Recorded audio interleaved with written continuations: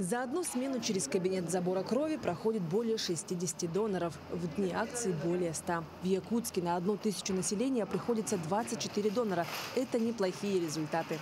Николай Константинов – почетный донор. Он безвозмездно сдавал кровь более 50 раз. Обычно так и бывает. Постоянные доноры сдают кровь осознанно, с целью помочь людям в тяжелой ситуации. Я сдал первый раз кровь в 2004 году по просьбе моего друга.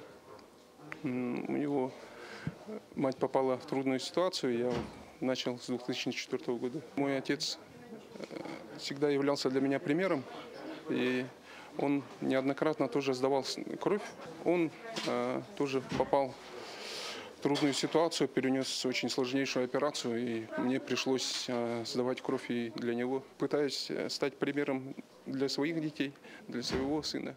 Стать донором может каждый человек от 18 лет, не имеющий тяжелых хронических и инфекционных заболеваний, весом не менее 50 килограмм. При себе надо иметь паспорт, СНИЛС, а также реквизит банковской карты для перевода компенсации за питание. За 48 часов до переливания нельзя употреблять алкоголь. За 72 часа не следует пить лекарства, содержащие аспирин и анальгетики. Накануне нужно отказаться от жирной, жареной, острой и копченой пищи. Утром должен быть легкий завтрак, сладкий чай, компот или морс.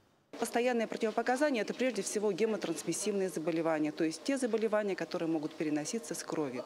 Это гепатиты, ВИЧ-инфекция, сифилис, также обширные формы туберкулеза. Люди, регулярно сдающие кровь, они меньше болеют сердечно-сосудистыми заболеваниями, меньше болеют гипертонической болезнью, ишемической болезнью сердца.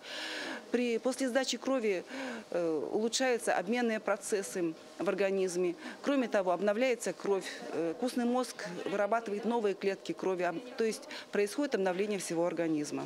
Стандартная доза забора составляет 450 мл. Перед процедурой доноров осматривает врач-трансфузиолог, производится анализ на гемоглобин и группу крови. Донорам предоставляется справка об освобождении с учебы или работы с сохранением заработной платы за 2 дня.